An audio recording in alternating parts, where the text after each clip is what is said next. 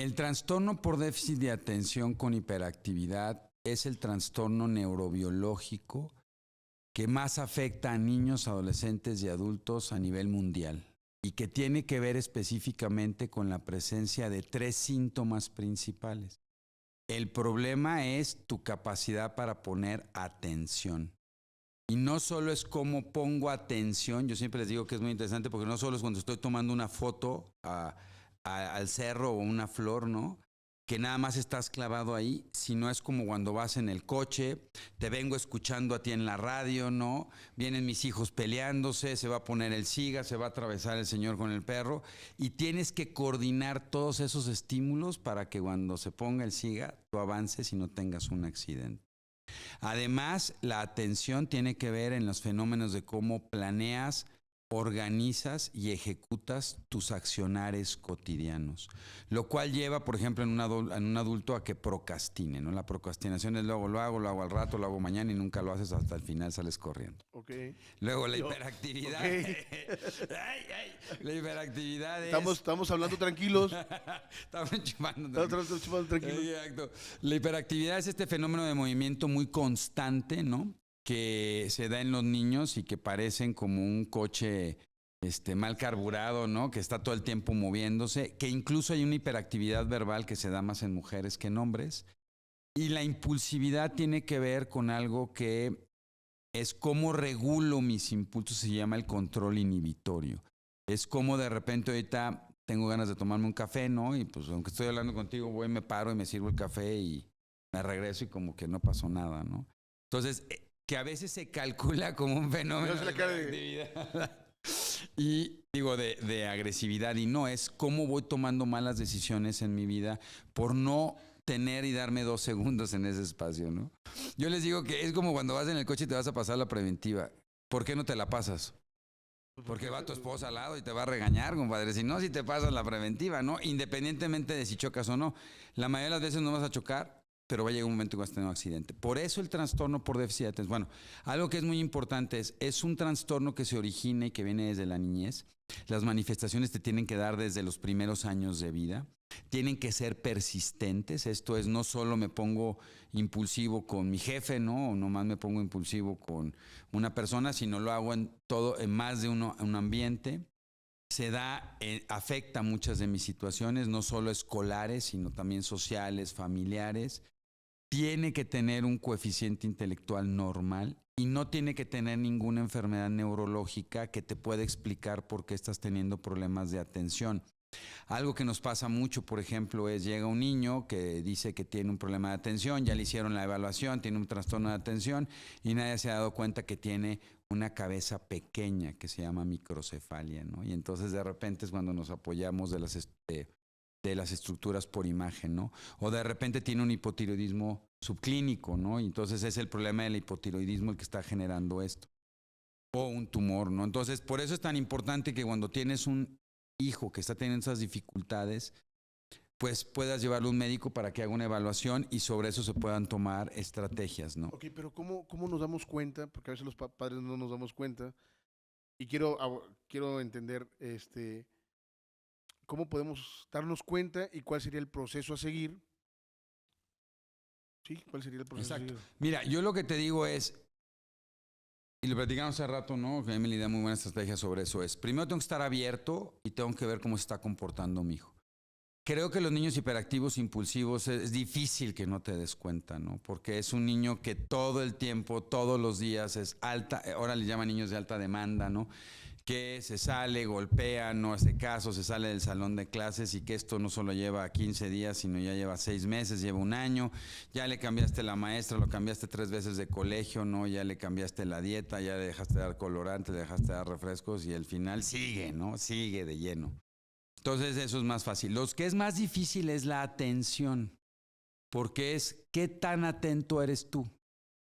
Yo te pregunto, Ángel, ¿tú qué tan atento eres? Se vuelve complicado. ¿Me puedes repetir la pregunta? ¿Qué me dijiste? No, es que está cañón. Estamos hablando del fútbol, ¿no? Estamos hablando del fútbol. Estábamos, no, creo que yo tengo TDA. Sí, ¿no? Bueno, la pregunta es, quiero justificar algo. La mayoría de las personas tienen TDA. No, es que ese es exactamente el Maldita tema, ¿no? sea. Ok. Cuando tú empiezas a centrar, por ejemplo, el TDA siempre busca la justificante de por qué no logra sus objetivos en los demás, ¿no? Entonces es que el jefe no me quería, el maestro me tomaba apuntes antes, me tiene tirria, mis cuates no me quieren, es que fíjate que oye, pues ya llevas 15 trabajos, ¿no? Algo debe estar pasando, ¿no? Algo anda mal. Algo anda mal en ti. Entonces, el poder entender, y en los niños es muy importante, sobre todo porque lo más común es que las niñas sean las inatentas, ¿no? Entonces, les empieza a costar trabajo terminar la tarea, no pierden algunos utensilios, ¿no? Los papás normalmente ya tienen un voucher ahí en la papelería de la esquina porque pierden los lápices, pierde todo. Como papá, ¿cómo te pones, no? Porque de repente dices, a lo mejor, es que, y entonces la culpa es del papá porque tú no estás, me dejas con una crianza sola, yo como mamá tengo 3 hijos, tengo que chambear, tengo que salir al súper, tú no haces nada. Entonces, esta serie de situaciones empieza a impactar. Entonces, cuando tú tienes eso, lo primero es, todos tienen un pediatra, ¿no? Normalmente yo lo que les digo es, si escuchan las voces de la tía, la vecina, la maestra, el del catecismo que te dice, oye, tu hijo tiene algo, es mejor hacer caso y llevarlo a revisión que decir no es nada. Y yo lo que les digo es lo mismo que la obesidad o que los que usamos lentes como la miopía, ¿no?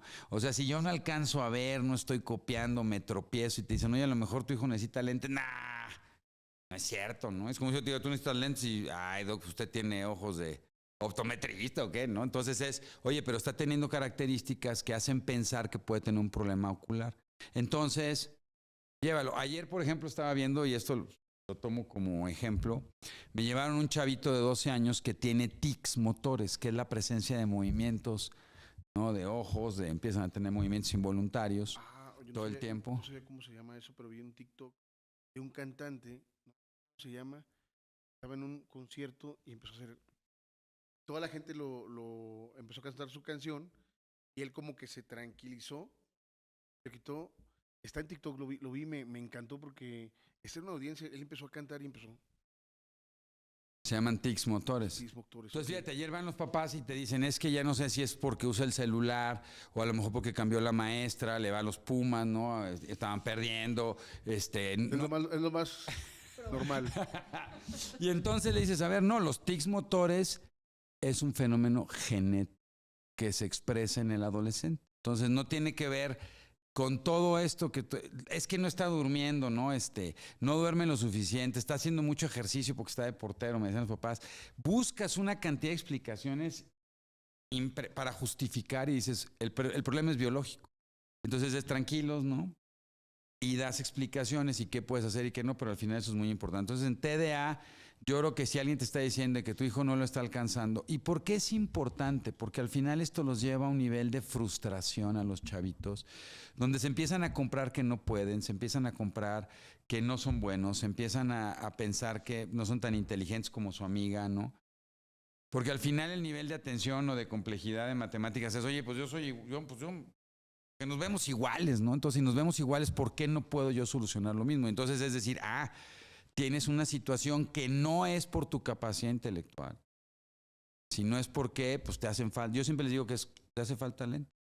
Ahora, el hecho de que yo necesite lentes no necesariamente afecta a otras áreas de mi vida, ¿no? Yo puedo escuchar todavía bien, a pesar de mi edad, no todavía me muevo, todavía duermo, pero todo lo que tiene que ver con fenómenos visuales no lo puedo hacer. Y, por ejemplo, en mi miopía es muy interesante porque no puedo ver de cerca, pero puedo ver de lejos, ¿no? Entonces, a lo mejor si tú me ves aquí en la entrevista y no necesito lentes para decir, Ángel, ¿dónde andas? No, Ángel, Ángel. No sabrías que uso lentes. Entonces, estas afectaciones es muy importante porque aunque me regañen, me digan, me lleven a donde quieras, no voy a ver bien si no me pongo unos lentes. Y aunque me lo detectan a los 6 años y ahora ya con toda la edad que tengo, no se me hubiera quitado en la vida, ¿no? Porque no es un tema madurativo, es un tema de que hay un defecto, que eso ahorita nos va a hablar la doctora Díez, de todo lo que hemos encontrado, ¿no?